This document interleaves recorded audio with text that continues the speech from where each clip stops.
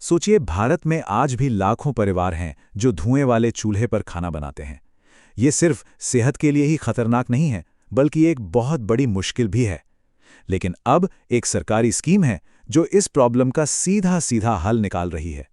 तो आज हम बात करेंगे प्रधानमंत्री उज्ज्वला योजना 2026 की। एक ऐसी स्कीम जो कई परिवारों के लिए एक नई उम्मीद लेकर आई है।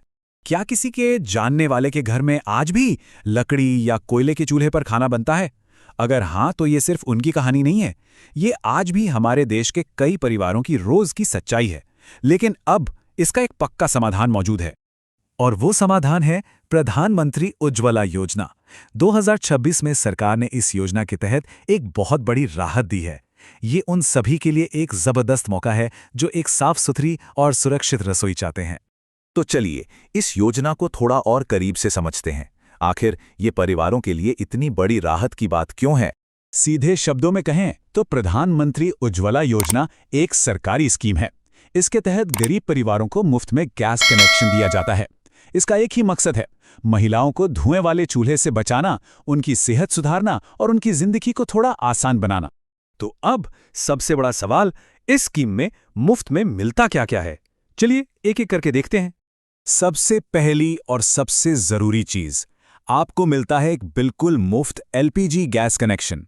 इसका मतलब है कनेक्शन लगवाने के लिए अपनी जेब से एक भी रुपया खर्च नहीं करना है। और बात यही खत्म नहीं होती, कनेक्शन के साथ साथ एक मुफ्त गैस स्टोव यानी चूल्हा भी दिया जाता है। इतना ही नहीं, जो पहला गैस सिलेंडर होता है वो भी या तो मुफ्त मिलता है या फिर उस पर भारी सब्सिडी होती है। यानी आप बिना किसी शुरुआती खर्चे के तुरंत गैस का इस्तेमाल शुरू कर सकते हैं। और आगे का क्या? जब भी सिलेंडर रिफिल करवाया जाएगा तो सब्सिडी का जो पैसा है वो सीधा बैंक अकाउंट में आ जाएगा। कैश देने का कोई झंझट ही नहीं। तो ठीक है, फायदे तो बहुत हैं, लेकिन अब सबसे जरूरी सवाल आता है कि क्या कोई इसके लिए एलिजिबल है? चलिए इसकी शर्तें देखते हैं। देखिए, इसके लिए कुछ जरूरी शर्तें हैं। पहली, आवेदक एक महिला होनी चाहिए। दूसरी, उनकी उम्र 18 साल या उससे ज्यादा हो। तीसरी, परिवार का नाम बीपीएल यानी गरीबी रेखा वाली लिस्ट में होना चाहिए। चौथी, घर में पहले से कोई और गैस कनेक्शन ना हो। और पांचवी, आधार से जुड़ा हुआ एक बैंक खाता होना ही चाहिए। हाँ, एक बात गांठ बांध लीजिए, एक परिवार को सिर्फ एक ही कनेक्शन मिल सकता है। ये एक बहुत जरूरी नियम है, इसका ध्यान रखना होगा ताकि आवेदन खारिज ना हो। अच्छा, अप्लाई करने से पहले कुछ डॉक्यूमेंट्स तैयार रखने होंगे, जैसे कि आधार कार्ड, राशन कार्ड, बैंक की पासबुक, एक चालू मोबाइल नंबर और पते का कोई एक प्रूफ। एक मिनट, यह बहुत जरूरी बात है।